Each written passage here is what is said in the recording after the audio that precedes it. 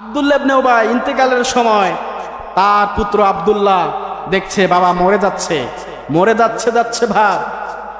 তারপরেও বাবার প্রতি সন্তানের একটা টান আছে না নাই? অবশ্যই আছে।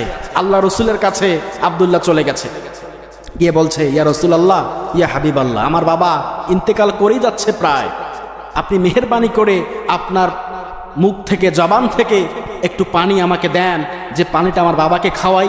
আমার বাবা হয়তোবা ইসলাম ধর্ম গ্রহণ করে মৃত্যুবরণ করতে পারে। আল্লাহ রসুল চিন্তা করলেন না, জানে মুনাফিক, তারপরে রসুল একটু পানি তাকে দিয়েছেন। বাবাকে কে বলছে, বাবা এই যে নেন, পানি পান করেন। যে কোথা থেকে পেলে পানি? মুহাম্মদ রাসূলুল্লাহ কাছ থেকে পানি এনেছি। বলে, ওর পানি আমি খাবো? চটকে পানি দিয়ে ফেলে দিয়েছে, একদম খাবে না। আব্দুল্লাহ ইবনে উবাই ইবনে সুলুল ইন্তেকাল করলেন। ইন্তেকাল যখন করলেন, ইন্তেকালের পরেও সন্তান, বাবা তো, বাবার প্রতি একটা ভালোবাসা আছে না নাই? সবাই চায় যে আমার বাবা ভালোভাবে ইন্তেকাল করুক, আমার বাবাকে আল্লাহ পাক জান্নাত নসিব করুক, ঠিক কি না? সবাই চায়, বাবার একটা মহব্বত, ভালোবাসা আছে। যখন ইন্তেকাল করলো বাবা, আল্লাহ রসুলের কাছে সাহাবী আবার চলে গেলেন, ইয়া রাসূলুল্লাহ, ইয়া হাবিবাল্লাহ, আমার বাবা ইন্তেকাল করেছেন, আপনার কাছে আমার অনুরোধ, আমার বাবার জানাজার নামাজটা আপনি পড়াবেন। কারণ রসুল যদি কারো জানাজার নামাজ পড়ায়, সে কি কখনো জাহান্নামে যেতে পারে? যেতে পারে না। সাহাবীর মন রাখতে গিয়ে, কথা রাখতে গিয়ে আল্লাহ রসুল আব্দুল্লাহ ইবনে উবাই ইবনে সুলুল ওনার জানাজার মধ্যে শরীক হবেন। সাহাবীরা ডাক দিয়ে বলছে, বিশেষ করে ওমর রাদিয়াল্লাহু তাআলা আনহু ডাক দিয়ে বলছে, ইয়া রাসূলুল্লাহ, ইয়া হাবিবাল্লাহ, এই আব্দুল্লাহ ইবনে উবাই ইবনে সুলুল এর জানাজা আপনি পড়াবেন। এই লোকটা তো আমাদেরকে ক্ষতি করেছে, সব থেকে বড় মুনাফিক হচ্ছে এই আব্দুল্লাহ ইবনে উবাই ইবনে সুলুল। উহুদের ময়দানে 300 সৈন্যকে নিয়ে ভেগে গিয়ে আমাদেরকে পরাজয় বরণ করতে বাধ্য করেছে এই আব্দুল্লাহ ইবনে উবাই। মা আয়েশার নামে বদনাম রটিয়েছে, মা আয়েশার নামে, আপনার স্ত্রীর নামে সতীত্ব নিয়ে কথা বলেছে এই আব্দুল্লাহ ইবনে উবাই। ও রাসূল, আপনি কি এর জানাজা পড়াবেন?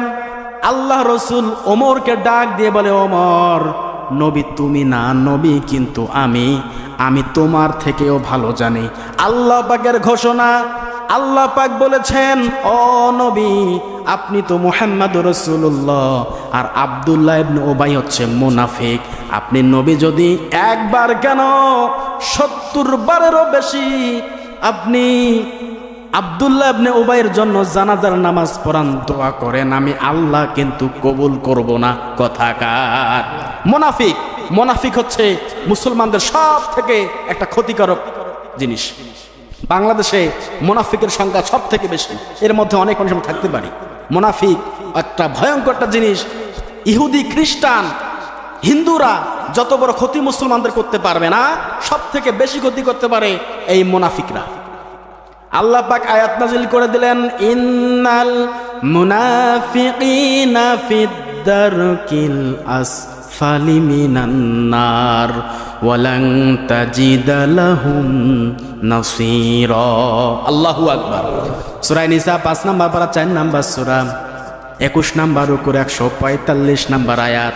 আল্লাহ পাক নবীকে জানিয়ে দিচ্ছে, নবী, ও মুনাফিক, আর মুনাফিকের স্থান জাহান্নামের একদম নিম্নতর স্তরে। ও নবী, 70 বার যদি আপনি জানাজার নামাজ পড়ান, দোয়া করেন, আব্দুল্লাহ ইবনে উবাইয়ের জন্য কোনো কাজে লাগবে না। আল্লাহ পাক নাজিল করে দিয়েছেন। এই মুনাফিকি আমাদের করা যাবে? কথা বলেন। আল্লাহ পাকের এই নাজ নেয়ামত ভোগ করার পরেও আমাদের মুনাফিকি অনেক সময় হয়ে যায়। আল্লাহ পাক রব্বুল আলামিন এই মুনাফিকের জাম থেকে, এই মুনাফিকের ষড়যন্ত্র থেকে, কৌশল থেকে আমাদের সকলের ঈমানকে হেফাজত করুক। সকলে বলে আমিন।